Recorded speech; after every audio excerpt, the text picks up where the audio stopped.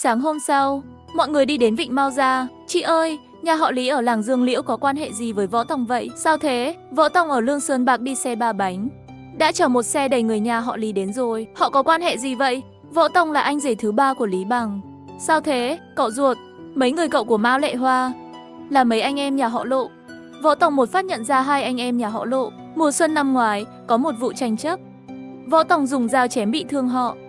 Trong lòng thắc mắc, họ Lộ ở Vịnh Lộ và họ Mao ở Vịnh Mao có quan hệ gì? Ai dô, anh em nhà họ Lộ, vết thương trên chân đã khỏi chưa? Các anh là họ hàng của Mao Lệ Hoa à? Võ Tòng, không ngờ à? Chúng tôi là họ hàng, chúng ta nói chuyện tử tế đi. Anh em họ Lộ muốn tính sổ với Võ Tòng. Tới trụ sở công an thị trấn trình báo, xém chút nữa bị sếp Lộ túm đầu. Họ cũng biết Võ Tòng là người như thế nào. Võ Tòng, từ giờ trở đi chúng ta là họ hàng. Việc này có thể bàn bạc, cháu gái tôi cũng sai, tôi sẽ dăn dạy cô ấy. Cuối cùng mọi việc sẽ xong, tôi thấy rõ ràng rồi. Anh kéo theo một xe người đến cũng là có thiện chí. Chị ơi, Lệ Hoa, đưa họ hàng vào nhà ngồi, vào trong nhà nói chuyện tử tế. Tiểu Bằng, chuyện này do em gây ra, anh để em nói trước. Lý Bằng mới chuẩn bị mở miệng, Mao Lệ Hoa quát một câu. Lý Bằng, anh đã đưa cô ấy đến à? Ý nghĩa của chuyện này là gì? Cô ta mặt dày đến vậy à? Còn theo anh nữa à? Võ Tòng gương mặt bỗng tối sầm lại. Mao Lệ Hoa, em muốn làm sao? Lý Bằng, anh đã đưa cô ấy đến có ý nghĩa gì? Anh có muốn xin lỗi tôi không? Võ Tòng cảm thấy cần phải giải thích rõ vụ này trước. Mao Lệ Hoa, Thạch Tiểu Hồng là dì họ của con tôi. Cô ấy còn là bạn thân của chị tôi. Cô ấy tới làng Dương Liễu chơi, sẵn dịp đi theo thôi. Đâu ông anh có vấn đề à? Anh đến đây mà còn đưa cô ấy theo. Lộ ra huynh đệ cảm giác sự tình không đúng lắm, nên nhanh chóng giải quyết. Mọi người vào nhà nói chuyện. Đứng ngoài cửa như vậy có ý nghĩa gì? Cảm ơn vì lòng tốt, chúng tôi không cần vào trong nữa. Đứng ngoài này nói chuyện cũng được rồi. Tiểu Bằng, nói rõ ràng kết thúc sớm một chút. Trưa nay, anh có việc quan trọng phải về làng. Dì à, con gái dì không muốn cưới tôi, thì không cưới. Số tiền các người lấy của tôi, tiền mặt tổng cộng 6.000 tệ. Hãy trả lại không thiếu 1 đồng. Những thứ vật dụng tôi mua cũng trả lại. Mao Lệ Hoa mở to mắt, sau 10 giây mới phản ứng kịp. Họ không đến xin lỗi, họ đến hủy hôn. Lý Bằng, anh nói gì vậy? Mẹ Mao Lệ Hoa cũng phản ứng. Lý Bằng, cậu nói sằng gì vậy? Lý Tiểu Bằng nhìn sang anh rể. Không cần sợ gì khi có anh rể bên cạnh. Mao Lệ Hoa, hôm qua là do cô từ chối kết hôn với tôi. Những lời cô nói tôi đã chán nghe rồi. Ba tôi cho mẹ cô 3.800 tệ, tôi cho cô 500 tệ, cho mẹ cô 500 tệ, cho anh trai cô 2.000 tệ. Anh rể tôi nói hãy trả lại tất cả không thiếu một xu. Võ Tòng nghĩ bụng chửi thề. Tiểu Bằng, cậu là kẻ đê tiện. Nói tôi kêu trả lại không bớt 1 đồng là sao? Tiền cậu đã cho đi, cậu đã kéo tôi ra làm người xấu. Xong rồi tôi dọn dẹp dùng cậu. Gia đình Lộ nghe rõ ràng. Tất cả đều hiểu rằng đoàn người này đến để hủy hôn. Khuôn mặt Lộ Tam có quắp lại thành nếp nhăn. Trong đầu nghĩ, Võ Tòng ra tay thì họ chắc chắn sẽ thất bại. 80% sẽ thất bại. Lệ Hoa, chuyện này do con và mẹ con làm ra. Họ đến để hủy hôn mà. Các người tự lo lấy đi. Lý Bằng. Mao Lệ Hoa thở dài mạnh, nhìn tới đầy giận dữ. Thân hình muốn lao lên bị cậu ruột kéo lại.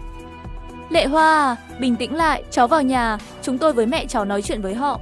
Mao Lệ Hoa bị kéo vào trong nhà. Ở sân vườn âm thầm khóc lóc. Võ Tòng, chúng tôi biết tài năng của anh ở Lương Sơn Bạc. Chúng tôi nghe theo anh. Hôm qua chị tôi gọi hai anh em chúng tôi đến hỏi ý kiến. Chúng tôi không ngờ anh là tam tỷ phu của Lý Tiểu Bằng. Chúng ta có thể lùi bước không? Anh em họ Lộ, nghe theo ý anh. Nếu tam tỷ phu của Tiểu Bằng không phải là Võ Tòng tôi, Tiểu Bằng sẽ bị các anh bắt nạt chết mất. Các anh có định trước chưa? Biết chúng tôi sẽ đến sáng nay. Sư tử mở miệng muốn một khoản, việc mới thành. Võ Tòng, chúng ta cần bàn bạc kỹ về vấn đề này. Đừng ảnh hưởng đến tương lai của hai đứa trẻ. Anh cũng thấy rồi, ở sân nhà đã có người. Họ hàng đã mời hết. Bánh kẹo dâng cúng tổ tiên cô dâu đã phát hết. Các người hủy hôn. Chuyện cưới xin ngày mai không xong cũng thấy ngại phải không? Võ Tòng kéo Lý Tiểu Bằng lại bên. Em nói đi. Chuyện này hôm nay không ảnh hưởng đến đám cưới của tôi với Thạch Tiểu Hồng. Xin Mao Lệ Hoa đừng quấn quýt tôi nữa. 6.000 tệ tiền mặt hãy trả lại tôi. Những thứ đồ gia dụng đã mua, chiếc xe 3 bánh của anh rể tôi kéo về được. Ý kiến em vợ tôi cũng là ý kiến của tôi. Sẵn dịp có anh em các người ở đây, đem đồ đạc của chúng tôi ra dùm. Hôm nay, gia đình họ Lý đến nói chuyện tử tế để giải quyết mâu thuẫn. Có nghĩa là, gia đình Mao hãy uống rượu mời đừng nên uống rượu phạt. Em trai tôi đã hết tiền. Ngay cả hôm nay, ngay cả khi chúng tôi có thái độ khác đi, đến cầu xin các người vẫn nhất quyết đòi 6.600 tệ hay là 8.800 tệ đúng không? Em trai tôi không thể lấy ra số tiền đó. Vậy là không được nữa đúng không? Vậy thì không còn cách nào khác nữa. Cái gì nên trả thì trả đi. Võ Tòng, Lý Bằng, thật không còn chỗ để đàm phán à? Tiểu Bằng, em nói với họ xem còn cơ hội hòa giải không? Dì Mao, tôi sẽ cưới Thạch Tiểu Hồng. Chúng tôi đến đây hôm nay là để lấy tiền của tôi và đồ tôi mua cho các người. Gia đình Lộ không còn chút bình tĩnh. Anh em nhà Lộ, mùa xuân trước, chúng ta có mâu thuẫn, nhưng tôi thấy rõ là các anh muốn hòa giải với tôi. Việc này sẽ được giải quyết. Ý kiến của tôi là thế này, chúng ta đã qua mâu thuẫn rồi, không còn tính toán. Muốn làm ăn với chúng tôi ở Lương Sơn Bạc kiếm tiền cũng không sao. Bây giờ hai anh muốn tốt cho cháu gái của mình thì nghe kỹ đây, vào thuyết phục hai mẹ con Mao Lệ Hoa trả 6.000 tệ, không thiếu đồng nào, đồ đạc một thứ cũng không thiếu, khiêng ra, tôi sẽ cho các anh thêm thời gian. Hai anh em nhà Lộ trên mặt đầy bất lực, nhưng nhớ lại ý nghĩa trong lời nói của Võ Tòng. Võ Tòng muốn hòa giải với họ, cùng họ kiếm tiền. Số người quan sát ngày càng đông. Đa số người ở Vịnh Mao Gia là họ Mao. Những người xung quanh bắt đầu bực bội và hỗn loạn, một số âm thanh khác nhau. Đây có phải là bắt nạt người ta không? Sớm không xong, tối không xong, hôm nay cũng không xong rồi. Chỉ là bắt nạt em dâu không có chồng thôi. Bắt nạt con gái không có bố. Như thế mà được à? Tôi đuổi chúng đi. Không những đuổi mà đánh chích mượn nó đi. Nghe không hiểu à? Đuổi chúng đi thì chuyện càng không thành đâu. Đuổi chúng đi mà không cho gì cả. Không có gì cả. Võ Tòng nghe thấy lời bàn tán sau lưng. Tình hình không ổn rồi. Ở làng Mao Gia, người Mao Gia đang tính bắt nạt người làng khác. Người họ Mao chặn lại xe của Võ Tòng gây rối. Toàn là phụ nữ trẻ con thì gặp rắc rối lớn. Trước hãy giúp người đi. Sau lưng đám đông có vài người đàn ông chạy tới, giận dữ. Người họ Võ ở Lương Sơn Bạc muốn hủy hôn, còn muốn tiền muốn đồ. Các người nghĩ sao vậy? Họ Mao không chịu thì không chịu. Các người mau cút, đừng quay lại nữa. Chủ tớ, đừng làm ồn trước mặt hắn.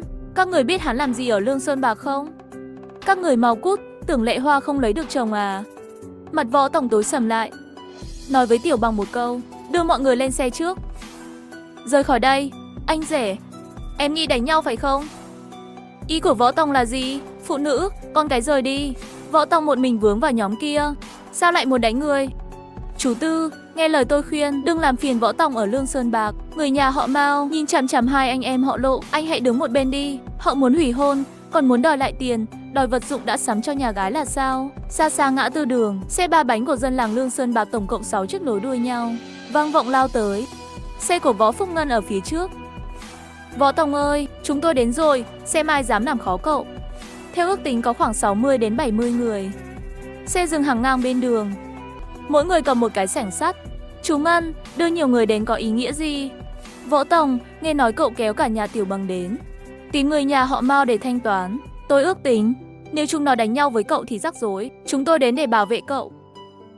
Vừa rồi, anh rể Trương Đông Bình thấy chuyện không ổn, lén lút chạy ra một bên gửi tín hiệu cho trưởng làng. Hí hí, một mũi tên xuyên mây.